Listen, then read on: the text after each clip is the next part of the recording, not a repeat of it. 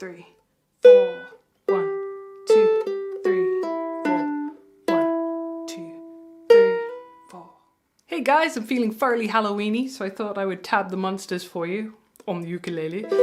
Sorry it's not been too many tutorials on the uke. I don't have any students currently learning it, so it's very much a case of if I get inspired, I'll do it, and if I don't, then I'm sorry. But if you sub to my Patreon page, if you become a patron, then, and you know, if you tell me that that's why, and that you're a ukulele player, then obviously it's going to give me a lot more motivation to make these kinds of videos. So just let me know, basically, let me know. And then you'll get more of them. But anyway, back to the video. So we are in 4/4 time, which is 1, 2, 3, 4. So very friendly, we love this time. This is the easiest one to play in. And we've got an E minor chord to start with, which is index over there on 2nd fret on your A string, and then middle on your E string on 3rd fret, ring finger over on 4th fret on your C string. Nice little chord, this one. And that's going to cover you for your intro. And you can kind of see I'm not using the middle finger on the intro, but I use it straight afterwards on bar 3, which is why I'm leaving it there. So let's talk about this right hand then. So typically I would prefer to use my Pima fingers, which I'm used to doing on guitar. So thumb would be over there on the G, index on the C, middle on the E, and then ring on the A. But for you guys, and you guys only, I'm going to go thumb on C, index on E, and then middle finger on A. Just because I think most people are more likely to pick that way. Some people just pick with 2, and some people use a pick. It's doable to do this whole thing with a pick, by the way. But just thought I should talk you through that. So that's what's going to be happening. If this guy ever sneaks down there, at least then you know which finger is playing which string. Okay, and there's one more thing to talk about. I have tabbed this as if you have a low G on your ukulele. I do not have a low G on my ukulele. So when I get to bar 10, it sounds kind of funny because I have a... So it will sound weird if you don't have a low G. So just to clarify what I'm saying here, the G on a typical ukulele, whether it's this size, which is tenor or soprano, your G is considered a high G. And it will sound strange if you have to go down to a low note down here, because obviously they're not low notes. And the C string will sound lower, and that's why it sounds weird. And similarly, in this tab, you're going to see that I use this free instead of this open G. They are the same note, as you can hear, but I thought if you're playing a low G, then you're not going to be able to hit this one open. And that's the reason for it, okay? So hopefully I've done a preemptive strike on any comments that might come on this video. Can you tell I get them a lot? So there you go. So this free is the same as this 0, and if you don't have a low G, feel free to write over the tab and replace all the frees that are 3rd fret on the E string with this open G. That's fine. If you do have a low G, just follow the tab, you'll have a fabulous time. Okay then, moving on, let's come on to bar 1 and bar 2. They are exactly the same. They've both got crotchet or quarter note rests in them, which are the things that look like lightning bolts. You've also got a forward slash. Now a forward slash is just going to make you slide, that's all it means. So it just means slide 1 to 2, like this. So you pluck the string, and you slide. So if I move the other fingers out the way, you can see what's going on. So I'm plucking. I'm just laughing, guys, because obviously if I remove the rest of them, it just plucks everything. So that's why they're there a lot of the time, for controls. But anyway, if I pluck again, you can get the idea. So you pluck, squeeze, and slide forward. And that's the one that's squeezing over there. Because if I don't squeeze, I'll get this. And it will stop. So it's all about pressure and just getting it right. So when I say squeeze, I don't mean squeeze so much that your entire finger is white. Just squeeze just enough so you get that nice sound. And obviously it takes a little bit of getting used to if you've never done it before, but that's all it means whenever you see a forward slash. There's a couple of them in this piece, so that's all it is. And I'm using an E minor just so that I can navigate. I need it in bar 3, so it makes sense to me to just pop it down from the beginning and just stretch over there and move forward. That said, you could just go 4, move over, 4, move over, but I find that a little bit too clunky. So I'm just going to play bar 1 and bar 2 to you. You can see they're the same, I hope. And the rhythms are just tea and coffee. So all of these little crotchet rests, make sure you still count them. They're just worth 1. So you would go 1, 2, 3, 4. 1, 2, 3, 4. Or tea, tea, coffee, tea, tea, tea, coffee, tea. All right, now let's see if we can do that together, whether you're doing it that way or this way. Either gets the same musical notes, so it's okay. All right, here we go then. 1, 2, 3, 4. 1, 2, 3, 4. 1, 2, 3, 4. And then with tea and coffee, here we go. 1, 2, 3, 4. Tea, tea, coffee, tea, tea, tea, coffee, tea. Good, so that bit's fairly simple, right? Even if that's a little bit of a stretch, you might be doing it the other way and find it fairly simple, achievable. Okay, so in this next bar, this is where I absolutely recommend putting down an E minor chord, because then you've got your 4, 3, 4 covered. Your 1 to 2 you've just done, so that's all covered. But the tricky bit, if you like, is reaching up to the 7. So you'll notice immediately I'm not sliding up to 7. I'll keep the shape down if I can and get to 7 with my little finger so that I can find 3, 2, 0 for the next bar. So it just helps me not get too lost, because obviously I'm following a sheet, and if I'm looking at the sheet, I'm not looking at the neck, so I'm gonna go wrong if it's too much movement. Whereas if you keep something down, if something is your anchor, even if it's just that index finger, you can find it easier and get back to where you need to be. So I always try and recommend that to my students. If you can leave at least one thing down so that you can navigate accordingly, shall we say, it does help massively. But if we keep this shape down, we won't get so lost. So I'll play that bar to you first. So it's going to go 1, 2, and 3, and 4. 1, 2, and 3, and 4, and if I did it with tea, coffee, coffee, coffee, tea. One more, tea, coffee, coffee, tea. All right, now let's do it nice and slowly together, because that was a bit fast, wasn't it? So a little bit slower. 1, 2, 3, 4. 1, 2, 3, 4. All right, and then with tea and coffee. 1, 2, 3, 4. Tea, coffee, coffee, tea. All right, and obviously go over that as many times as you need to. Please use the rewind. Also use your slow down tool. Here's the quick reminder so that you know how to do it. Click the cog, playback settings, speed 75. You're good to go, my friends. Makes everything easier.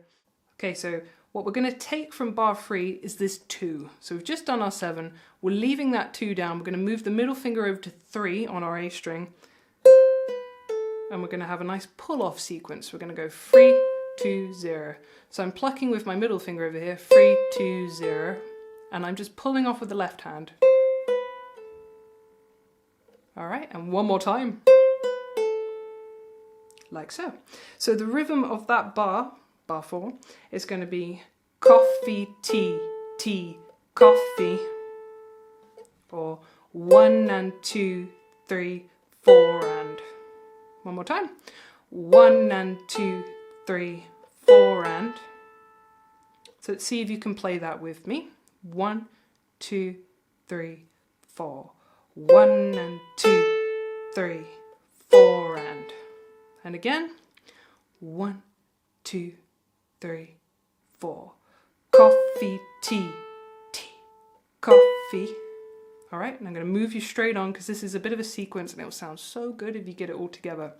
So next bar, bar 5, middle finger is coming onto the 3 on the E string. Remember, this is the note where I said you could interchange it with your open G if you don't have a low G. You don't have to though. So we've just come from 2, 0, landing middle finger on the 3 on the E. And we've got a tea, coffee, coffee, tea. Tea, coffee, coffee, tea. And I've got a little sneaky pull off in there. I quite like doing that. That 2 on your E string, pull it off, land on the other 2. Don't have to do it, it's fine. I just quite like doing it. Any excuse to slide or pull off and hammer on, that's me. I'm there. Alright, so let's try this bar again. So remember, we've just come from 2, 0, and we're going 3. From that 3. 1, 2, 3, 4. Tea, coffee, coffee, tea. And again. 1, 2, 3, 4. 1, 2 and 3 and 4.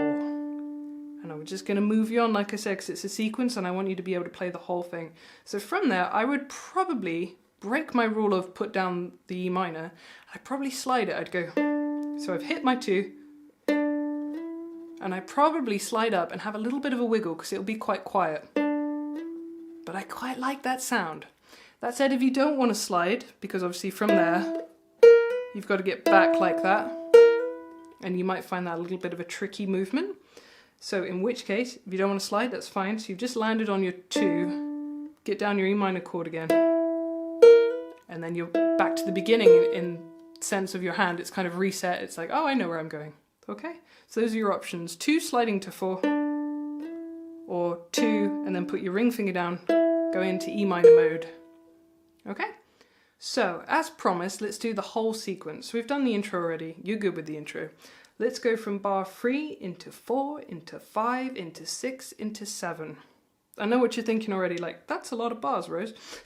But you can do them, I promise you can. The key is go very, very slow. Reassure yourself that bar 6 and 7 are the intro, so you've already done them. That's the...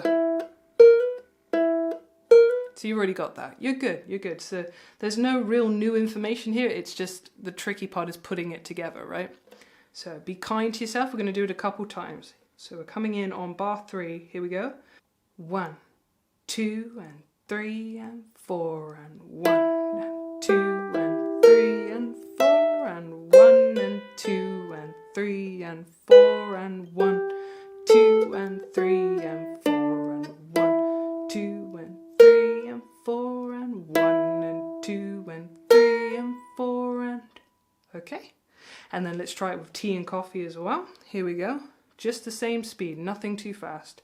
And remember, if this is still too fast, slow it down. Click the cog, okay? Here we go. 1, 2, 3, 4.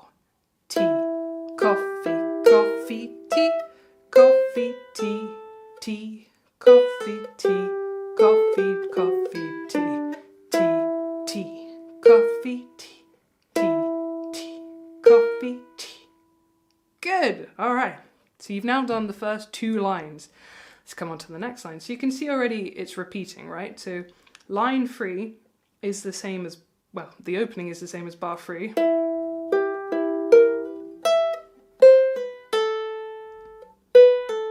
So this is all the same information. So bar 9 is the same as bar 4. So this is where it changes then. So we're in bar 10. So this is the bit where I said it's gonna sound weird if you don't have a low G. Embrace the weird. It's Halloween, it's cool.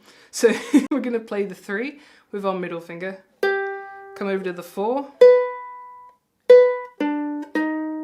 See what I mean about it sounding a bit weird? It's because it's jumping octaves, but it's still the same notes, so don't worry too much. And then into the next bar, so you get a good idea of what's going on. So if I just count you and play it to you, so you're doing bar 10, because you already know how to play bar 8 and bar 9. So you're gonna go, you've just done a pair of quavers, or 8th notes, you've just gone 2, 0, middle finger on 3 on the E, over ring finger on 4 on your G string, coffee, T, T, T, T, T.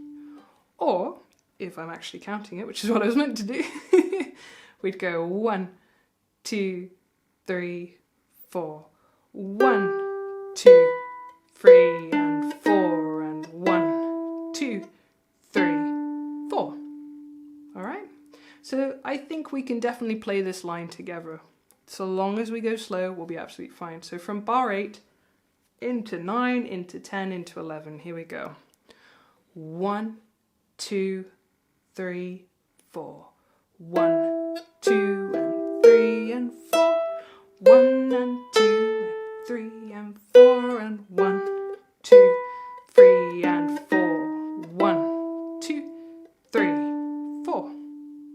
Okay, very good. Let's do it with tea and coffee as well. Let's give you a chance. Here we go. 1, 2, 3, 4. Tea, coffee, coffee, tea, coffee, tea, tea, coffee, tea, tea, coffee, tea, tea, tea, tea, tea. And then from that 2, I'm going to reach up to 5 and mustn't overreach. My mandolin hand kicked in then. I'm going to overreaching it to 7 otherwise, so I want to get to 5. I tend to do this with my little finger. You could try with your ring, but it might find it uncomfortable, whereas this one feels good. So we've just got 3 5s, 1, 2, 3, and then middle finger on 3. And then we've got some coffees in the next bar. Coffee, coffee, tea, tea. And then it's a falling sequence. So the next bar is going to have opens. 1, 2, 3, 4, 1 and 2 and 3. So I quite like the sequence. Nice and easy to learn. So remember, you're coming from the 2, little finger on 5, counting you in on bar 12. Let's see if you can do the whole line. I trust you. I think you can probably do it, as long as we go slow. Here we go. 1, 2, 3, 4. 1, 2, 3, 4. 1 and 2 and 3, 4 and 1, 2, 3, 4. 1 and 2 and 3, 4. So you could see the intricate bit, I suppose, is which fingers I use. So I'll go with the 2, 3, 0, 2, that little sequence. I'll go index, middle, open, index, middle, index, middle, open, index, and then over to that middle again. Alright, let's do that line again. Let's do it with tea and coffee. So we're coming from a 2, remember. It's always good to look at the previous bar and just think, yes, I'm coming from there, so that's the finger I'll be using.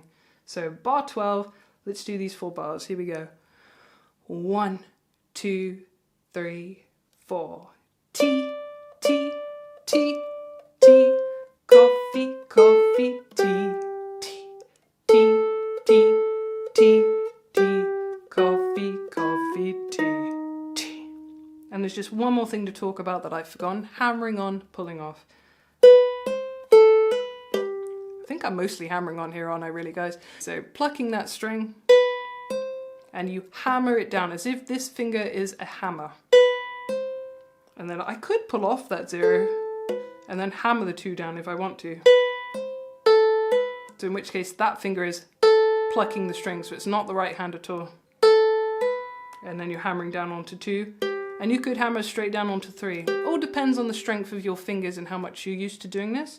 You can play it individually and it will sound fine, as you can hear. But I quite like the smoothness of a little hammer on. So you see, that's another option there. Hammering on, hammering on, hammering on the 3. So slightly different, where I didn't pluck with that finger to get the 0.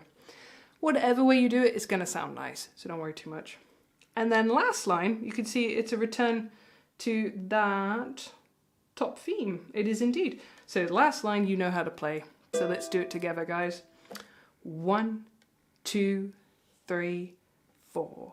1, 2 and 3 and 4 and 1 and 2, 3, 4 and 1 and 2 and 3 and 4. 1, 2, 3, 4.